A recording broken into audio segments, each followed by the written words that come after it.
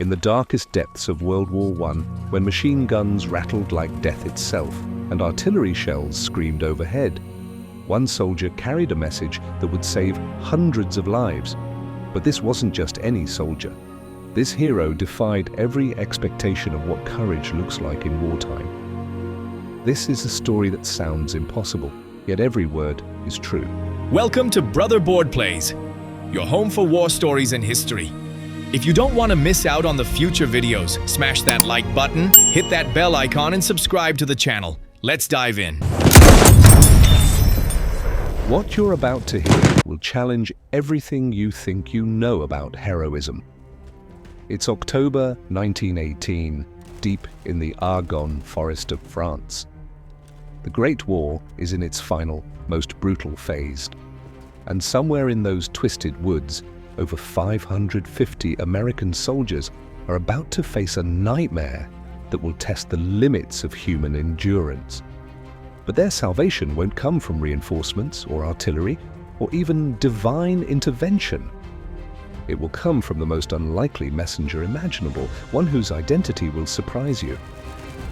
To understand how this impossible rescue unfolded, you need to understand what communication was like in 1918.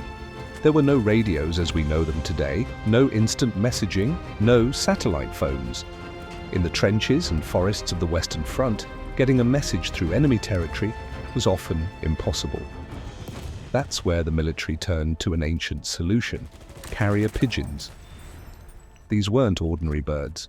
They were living, breathing communication systems. The British had donated 600 of these specially bred homing pigeons to the American forces.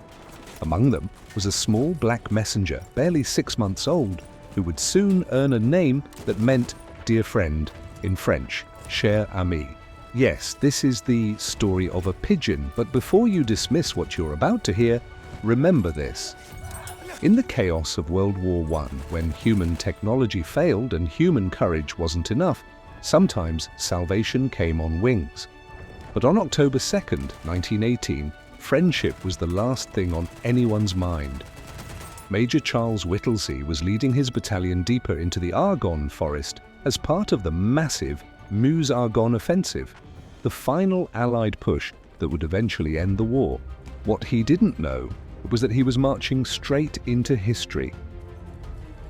The plan seemed simple enough.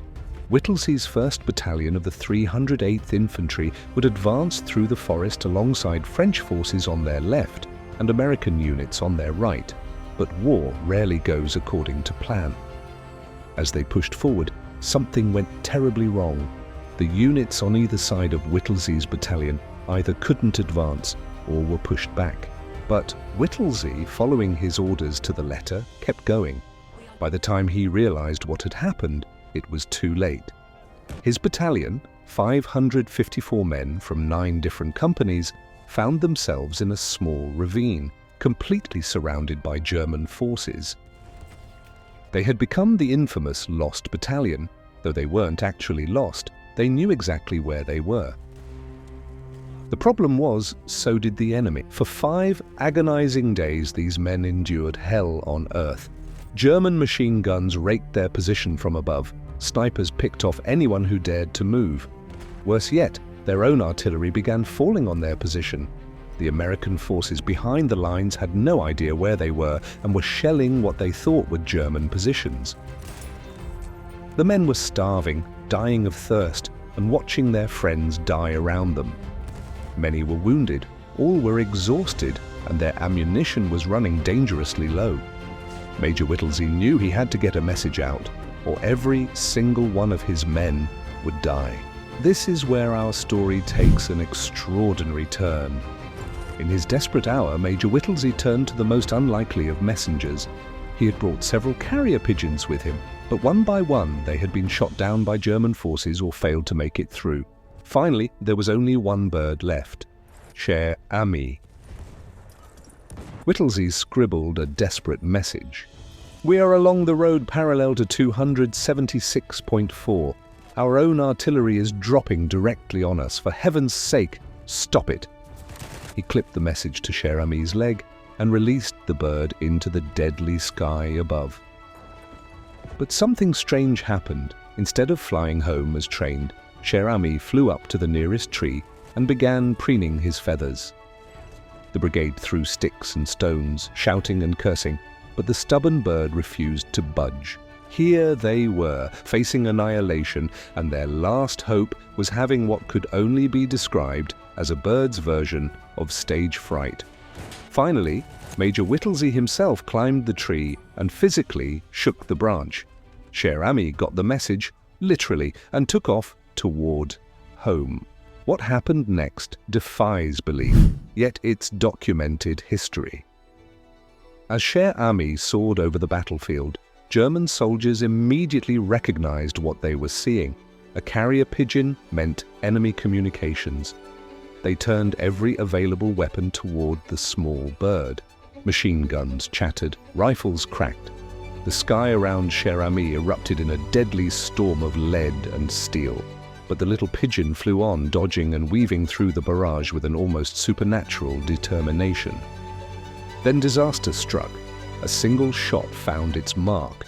The bullet tore through Cher Ami's breast, passed through his tiny body, and blew off part of his right leg. His left eye was also damaged in the chaos. By all rights, this should have been the end of the story. But Cher Ami wasn't finished. Despite his wounds, despite losing height and struggling to stay airborne, the brave little bird continued his flight. For 25 miles he flew, through enemy territory, over battlefields soaked in blood, carrying the message that would save 194 lives. When Cher Ami finally reached the American camp, he collapsed.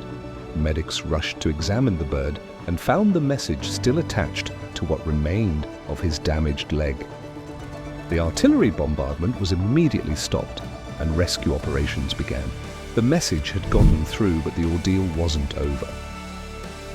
Of the 554 men who had entered that forest, only 194 walked out 5 days later. The rest were dead, wounded, missing, or captured. It had been one of the costliest episodes of the war for American forces. But it could have been so much worse. Without Cher Ami's heroic flight, every single one of those men would likely have died under their own artillery fire. As for Cher Ami himself, army doctors worked frantically to save his life. They even fashioned a small wooden prosthetic leg for him. The little pigeon survived his wounds and was shipped back to the United States, where he was treated like the hero he was. He received the French Croix de Guerre medal for gallant service. Newspapers across America told his story. Children wrote him letters.